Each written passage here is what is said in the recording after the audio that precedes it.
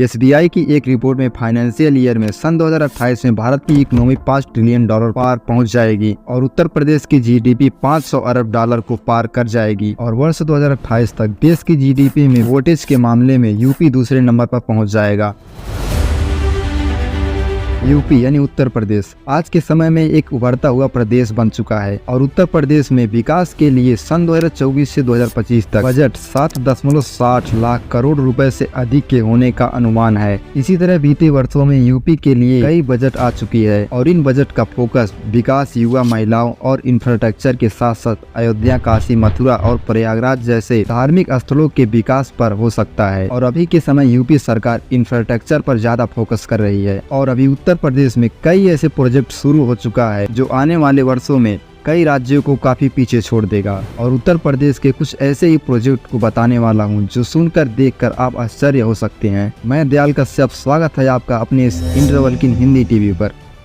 यह है उत्तर प्रदेश के गौतम बुद्ध जिले का जेवर इंटरनेशनल एयरपोर्ट, जिसे नोएडा इंटरनेशनल एयरपोर्ट के नाम से भी जाना जाता है। इसे बनाने के लिए करीब 29,650 करोड़ की बजट से बनाया जा रहा है। दोस्तों, इस एयरपोर्ट पर कुल 6 रनवे होंगे जिसकी लंबाई 4 किलोमीटर में है और यह जेवर इंटरनेशनल एयरपोर्ट 1334 हेक्टेयर की एरिया कवर करता है। यह भारत का चौथा इंटरनेशनल एयरपोर्ट होगा। दोस्तों, इस हवाई अड्डे की निर्माण कार्य जून 2022 में शुरू हुआ था, जिसे 30 सितम्बर 2024 में चालू करने की समय भी निर्धारित किया गया था और लगभग अभी तक यह एयरपोर्ट 70% तैयार हो चुका है, जिसका पूरा कामकाज नोएडा इंटरनेशनल एयरपोर्ट लिमिटेड देख रही है। लेकिन इसे बनाने का काम स्विट्जरलैंड के ज्यूरिख कंपनी को सौंपा गया है।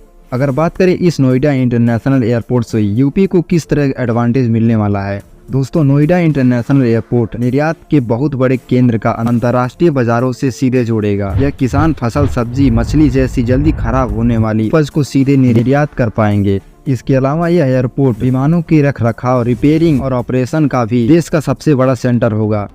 यह 40 एकड़ में मेंटेनेंस, रिपेयरिंग और ओवरहाल सुविधा बनेगी जो देश विदेश के विमानों को सर्विस देगी और इसके साथ सैकड़ों युवाओं को रोजगार उपलब्ध कराएगी। यह प्रोजेक्ट 30,000 करोड़ में बनने वाला है।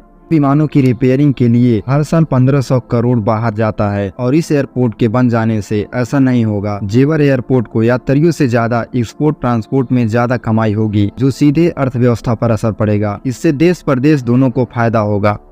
गंगा एक्सप्रेसवे, यह भी जेवर इंटरनेशनल एयरपोर्ट की तरह उत्तर प्रदेश का एम्बिशियस प्रोजेक्ट है।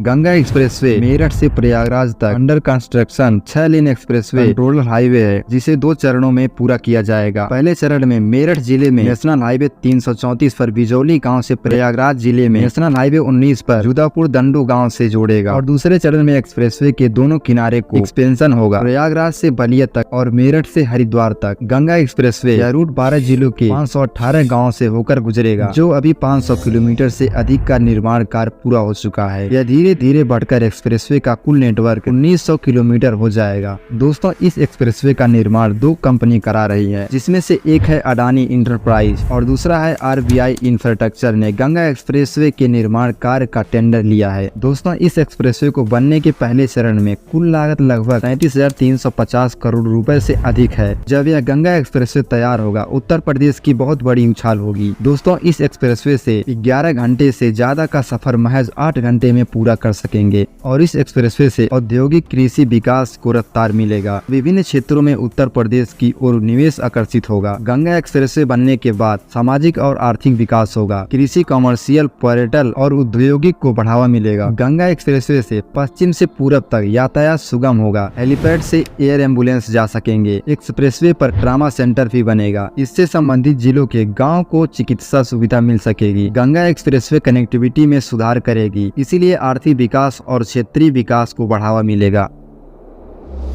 अयोध्या राम मंदिर, इस परियोजना को आमतौर पर राम मंदिर के रूप में जाना जाता है। पूरे प्रोजेक्ट को श्री राम जन्मभूमि तीर्थ क्षेत्र द्वारा देखा और देखरेख किया जा रहा है। उत्तर प्रदेश का अयोध्या जो रामलला की जन्मभूमि भी है, अभी राम मंदिर का काम लगभग 80% पूरा हो चुका है। उत्तर प्रदेश के बड़े बड़े प्रोजेक्ट में एक अयोध्या राम मंदिर भी शामिल है जो 70 एकड़ में फैला है, लेकिन अब यह बढ़कर 107 एकड़ क्षेत्र में बनाया जाएगा। मुख्य मंदिर 2.7 एकड़ में बनाया जा रहा है जिसकी ऊंचाई 161 फीट है। एक बार पूरा होने पर मंदिर में 3 तल होंगे और 12 द्वार होंगे। फिलहाल मंदिर का भूतल, प्रवेश द्वार और गर्भगृह बन चुका है।